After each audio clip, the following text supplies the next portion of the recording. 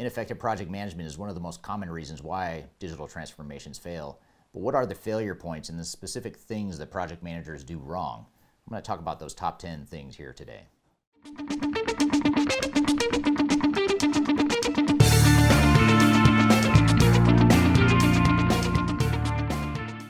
My name is Eric Kimberling. I'm the CEO of Third Stage Consulting. We're an independent consulting firm that helps clients through their digital transformation journeys. And project managers are a role that can make or break a successful transformation. And unfortunately, most project managers are highly ineffective. They're good at some things, but they're not good at the important things that can make the project succeed or fail. And the problem is a lot of times project managers aren't trained on how to do things properly, and they aren't aware of the things they're doing wrong.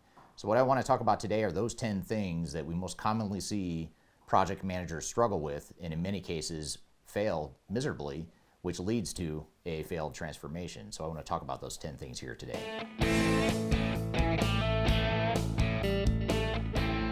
One of the most common pitfalls of being a project manager on an IT-related project, digital transformation, ERP project, whatever it may be, is to focus too much on the technology. We become so enamored by and fixated on the technology that we miss out on all the other nuances that are critical to a successful project. So for example, things like organizational change management, business process improvement, data migration, how the different technologies tie together, that overall architecture, overall internal alignment. Those are some of the things that really don't have a lot to do with the software, the technology itself, but they're highly critical to the success of a project. So a good rule of thumb is if you're spending more than 70 or 80% of your time as a project manager either addressing or chasing down issues or firefighting issues related to the technology, chances are you're at risk of failing in this area of spending too much time focusing on the technology, not enough time on the business. Another common issue we see with project managers in transformations is that they confuse or interchange project management with program management. And what I mean by that is project management is focused typically on a specific work stream within an overall program. And it's more important to think of your transformation as a program. There's multiple work streams with multiple areas that you should be focusing on. So you certainly have your technical work stream, which is where, as I mentioned in the previous point, most project managers tend to focus on that technical work stream.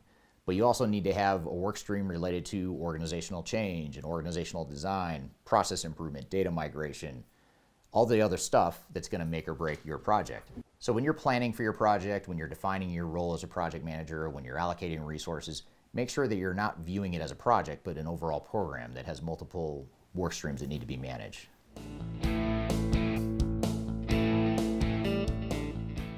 The third common pitfall is to not get involved enough in your business operations.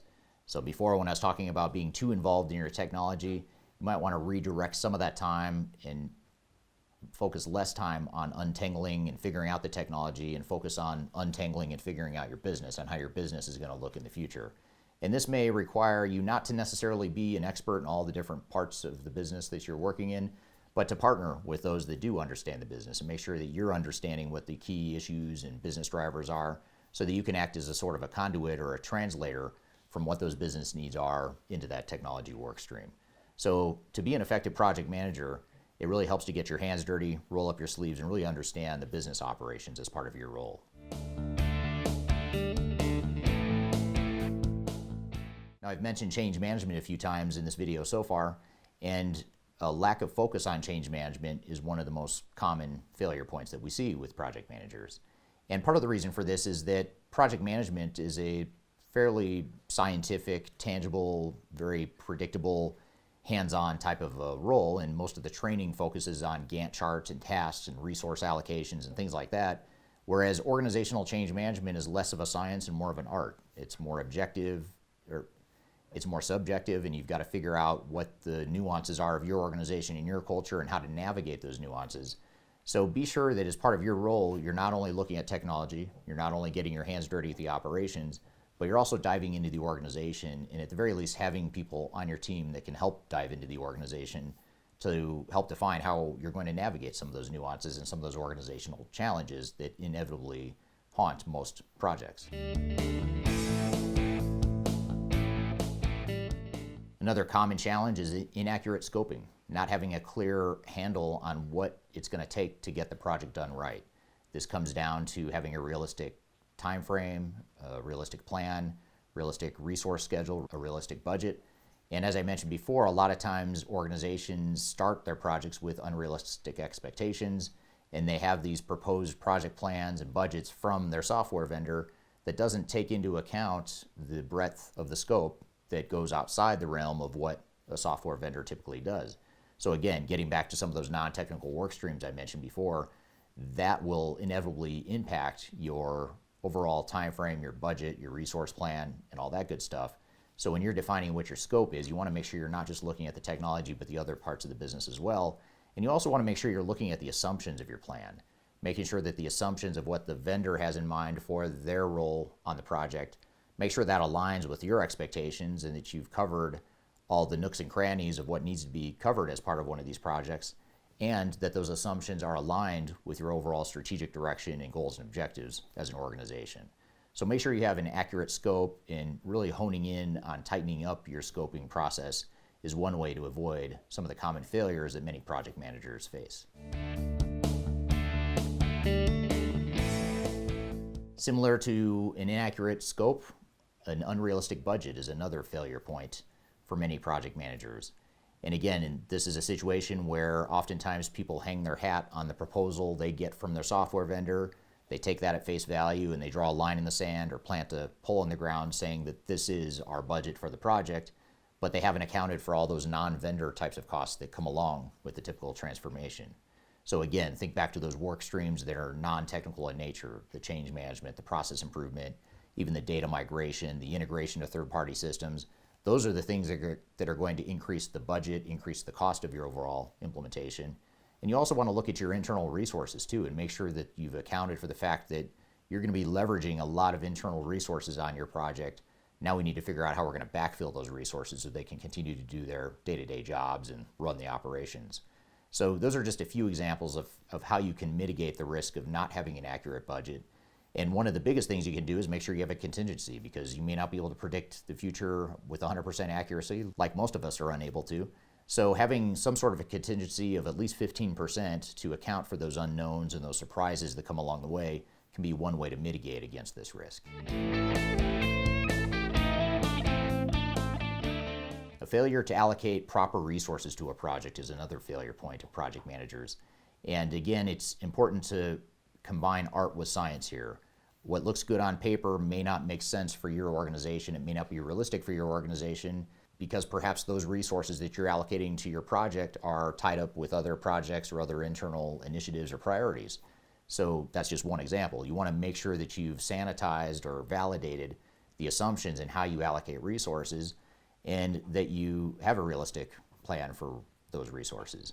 And to the extent that you don't have the proper amount of resources that you think it's going to take to get the job done right, that's where, from a project governance perspective, you can escalate that issue to your executive steering committee and really seek to get more focus on the project or more resources allocated to the project if that's indeed what you need. But either way, you want to make sure you have a realistic vision and view of what those real resource requirements are and ensure that that's aligned with the realities of your day-to-day operations. Now here's one that I think is actually one of the biggest ones out of the 10, and that is the focus of project managers on checking boxes rather than checking quality. And what I mean by that is there's a difference between saying yes, a certain task has been done, or no, a task has not been completed, versus yes, it's been done, but it hasn't been done the way it should be, or it's only 60% of the way accurate or 60% of what it should be. So this, again, is where project managers oftentimes struggle with the balance between art and science. The science may say, yes, we've completed a certain task, but the art of project management requires you to look into the deliverables, look at those blueprint documents, the design documents, the requirements documents, the test plan, the test scripts, whatever the deliverable or output might be. You need to be able to look at it, or at the very least, lead your team to look at it, to really look at it with a critical set of eyes to make sure that we're answering the question, not just did we do it, but did we do it well, and did we do it in a way that reflects who we are as a business and what we're trying to accomplish with this transformation. So make sure that you really understand that important, small but big nuance between checking a box versus checking the quality of the deliverables throughout the project. Failing to identify and mitigate risks is another common challenge that project managers face. And this is because oftentimes project managers haven't been through these sorts of transformations enough to anticipate what those risks might be until the risks become so out of control that it's obvious that it's become a problem. The other challenge is that those that think of project management as project management versus program management tend to focus on the risks of the technology, but they don't identify the risks of the operations, the organization, what might happen after go live if we don't address some of those risks. Those are some of the things that require a great deal of experience and also a great deal of combination of art and science.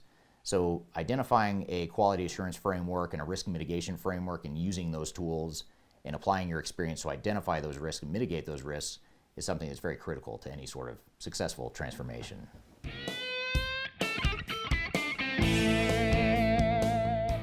Now finally, the 10th thing that project managers often do poorly is they fail to recognize the messiness and the need to address internal alignment.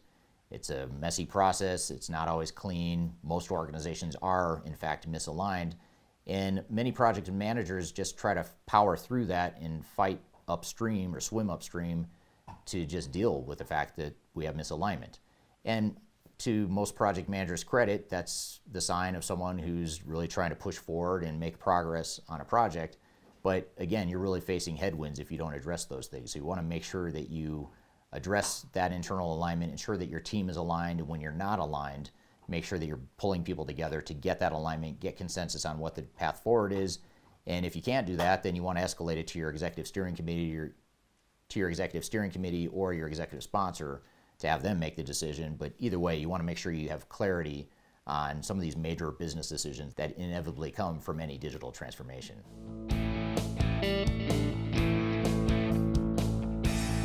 So if you're an aspiring or an established project manager, I hope this has given you some things to think about, some failure points to recognize and hopefully avoid in your transformations in the future.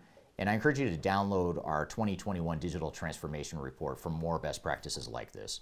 In that report, you can find best practices around transformations, what makes them succeed, what some of the common challenges are, as well as what some of the independent rankings are of different technologies in the marketplace. I've also included links to other resources, other white papers and blogs and articles that might be of interest to you, so be sure to check out that information below. I hope you found this information useful and hope you have a great day.